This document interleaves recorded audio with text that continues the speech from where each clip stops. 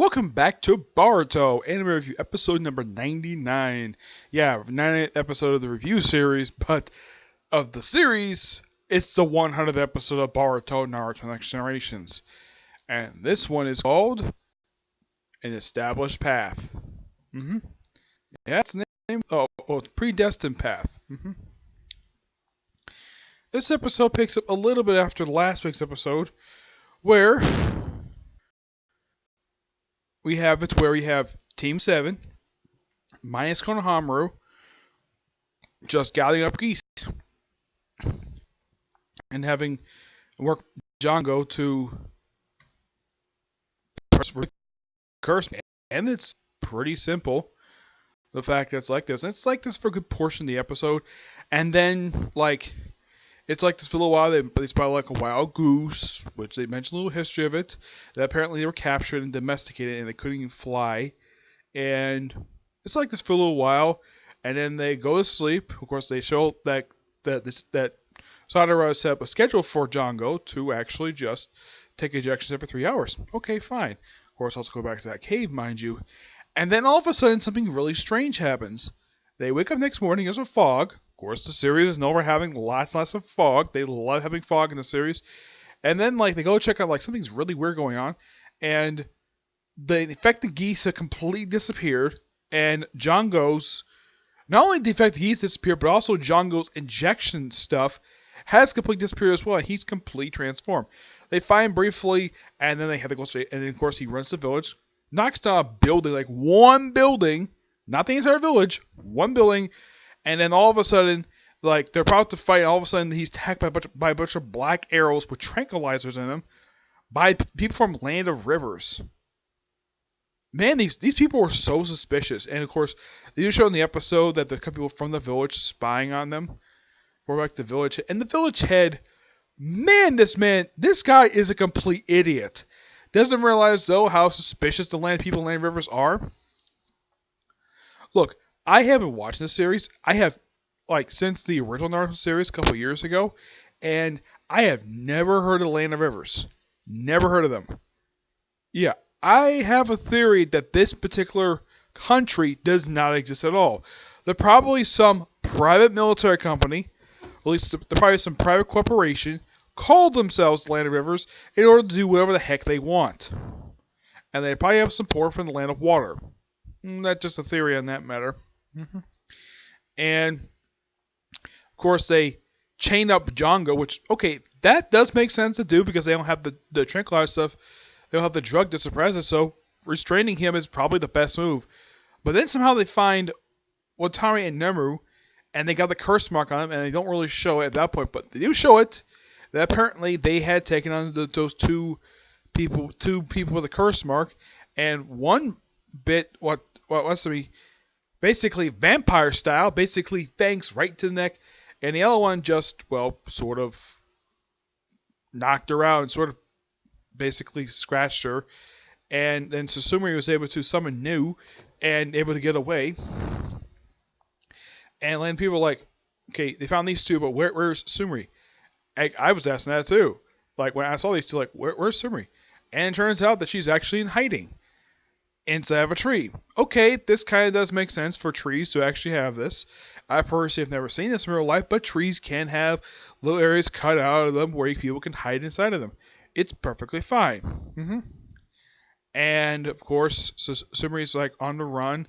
And, of course, Boruto is he has to leave because, the village head, being idiot that he is, rescinds the offer for help from the Hidden Leaf village. And their bird experts ask to stay behind to help treat the victims. Okay, perfectly fine there. And I'm trying to think, there was anything else? Well, there's a little bit of talk about genes this episode. Yes, the fact that we actually have talking about genes in this episode, which, yeah, they did have this couple episodes back, but it's a small little conversation, lasts roughly probably about 30 seconds. Yeah, it's a quick little thing, doesn't really bother me at all, but, man, I just can't really stand the land of people from Land of Rivers. Like I said before, 1, never heard of these people before. 2, apparently some people in the show, the way they're written, is that they have heard of people before, But I have a personal theory that this country does not exist at all. That I don't think the people have anything to do with Orochimaru per se. No, I think these people are basically part of a rival Orochimaru. But here's the thing. This village is near the borderland of the edge of the Land of Fire territory.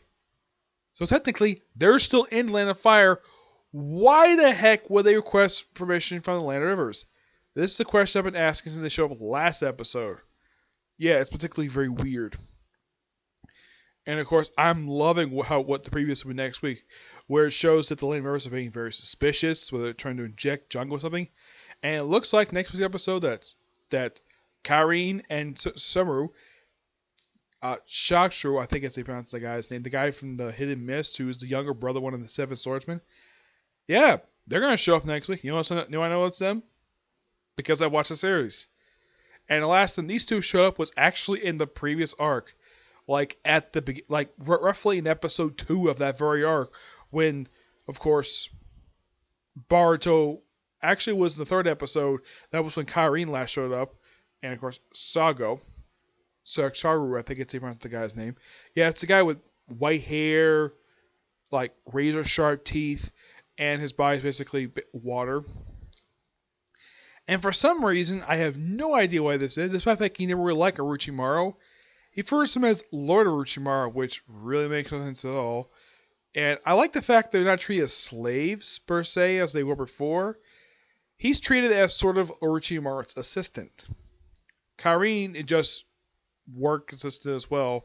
At least Orochimaru was doing better things than he was doing before. At least he's not pure evil like he was before. At least he's trying to redeem himself, which is quite nice.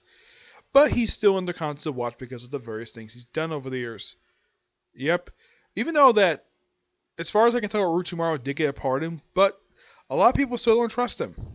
So, keep an eye on him.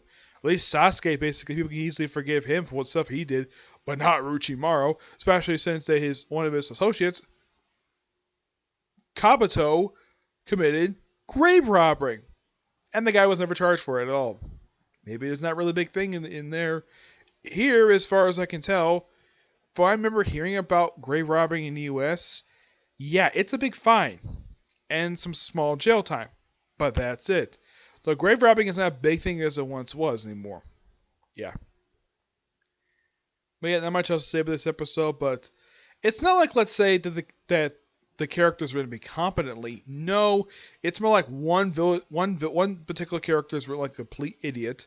He's completely incompetent. He's completely oblivious to the fact that the Land of Rivers is completely suspicious. And the whole thing, we still don't know exactly who's behind all this. My theory is the Land of Rivers might be behind this. That's just my personal theory. My hope, and I'm really hoping of this arc does not stretch out for 20 episodes, because that would be stupid. Luck enough so far, this is only the 3rd episode, and looks like things gotta pick up in next week's episode. Well, at least I gotta say one thing about this arc. It's better than the last piece of crap arc. It's not. Well, there was the 3-part that came before this, but I'm talking about the last major arc of the series. That was a mini arc before this one. But I do count that as king, because that was a good one. The other one was crap because they dragged out for so freaking long. This one, perfectly fine. I like the pacing for this thing. The pacing for this particular arc is much more smoother than the Mitsuki Disappearance arc, which that most of the time moved at a snail's pace.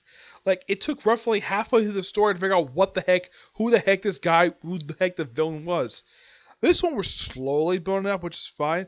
But for the love of God, do not drag out who the main villain is, for too long, because that'd be stupid. Yeah, my personal theory how long this arc will last for? Probably about 5 or 6 episodes. I highly doubt it's going to be 20 again. Because I think that Parrot is probably, this is my personal theory, I think Parrot must have got complaints about the last major arc they had for the series, which is the Mitsuki Disappearance. I think the major complaints for that one was that people were like, yeah, this arc is way too long, and the pacing is terrible, and the animation was a bit stepped down, and the writing was terrible too a lot of the time. This arc, the writing is much better, and it feels like the people who actually wrote this arc actually has bothered to actually watch the previous series, and actually has, it seems like for this particular arc, it's written by regular writers. In the case of Mitsuki's disappearance arc, it seems like people who wrote that particular arc are vaguely familiar exactly what the heck this series is supposed to be about. This one seems like, yeah, we have regular writers writing this one, and they're competent. Yeah. But otherwise, though, that's really it. I'm looking forward to next week's episode. Django's reinforcements. Yeah. So, that's really it for this particular... Oh, I forgot to mention this. Anime, apparently, for some reason, doesn't treat like 100 episodes as a big deal. Though, that's good enough for syndication. Perfectly fine. But, you could at least have a celebration for it. Here in the US, if let's say if a live action series is 100 episodes, they do in fact have a major storyline get wrapped up in the very episode, or at least something big happen. This one, no, they've never had this. So heck, even manga pretty much is like this too. Whenever a chapter of a series hits a big triple digit number, they don't make it double size and they don't like take it seriously. It's just another thing for the week. Yeah, that's generally how a lot of the time these chapters tend to be in the manga. In the anime, it's kind of the same thing as well. I guess Japan doesn't take the whole triple digit thing as seriously as we Americans do. Yeah. Otherwise, though, that's really it for this particular review. Now, next week will be the 100th episode of this review series, which will make it the first anime review series I've actually done where it's reached 100 episodes. Yep, it'll be the first one. The second one will be One Piece. Do I think any other anime review series would get this high? Off the top of my head, nothing I can think of, no. Not even Seven Deadly Sins, Mike, because Seven Deadly Sins main anime review series only lasts about 10 to 12 episodes. So, I could probably say that probably the next one could probably reach this high, and this is my personal theory. Probably My Hero Academia. That might reach this high, but yeah, I can't personally think of any more. Not that I can think of anyways. I mean, not even case close by reach this high. Not in the near future, no. Probably sometime next year, maybe, but not anytime soon, okay? So, that's it for this particular video. I have no other videos planned for today. This is the last one I'm planning on doing today. Tomorrow, I might have one video coming tomorrow, and that's probably going to be a comic corner. Aside from that, that's really it. Because Case Close Season 15, I haven't started yet, so don't expect to see that review for that. Probably not until... Probably either Wednesday or Thursday at the latest. Provided the fact I don't get any distractions, per se. Yes, that's basically been the problem lately when I'm trying to finish these seasons up and I keep getting distracted because I'm going out almost every night or something else. Yeah. That might get delayed this week and next week for finishing up season 14 because of, I'm going out Tuesday and Wednesday nights. Not much Thursday, mind you. But I do think that I could probably finish up either by Wednesday or Thursday the latest. Definitely not Tuesday. No. Wednesday or Thursday the latest. Basically, I can finish season 15. But on Tuesday, as far as I can tell, I have currently 2 videos planned. Right now, anyways. That's Fairy Tail and that's Black Clover, and that's it. That's all I got. That's all I got to review for that day. Yep. Wednesday, of course, Days Attorney. Thursday is currently nothing, unless of course Special Case closed that day. Friday, of course, JoJo Adventures, and Saturday, if I get a chance to do it, I might get a chance to do My Hero Academia. But past couple weeks, I've had to do the reviews for that and 7 Days Since on Sunday. I guess I just run out of time to do these reviews. So yeah, so until you see you next video, bye.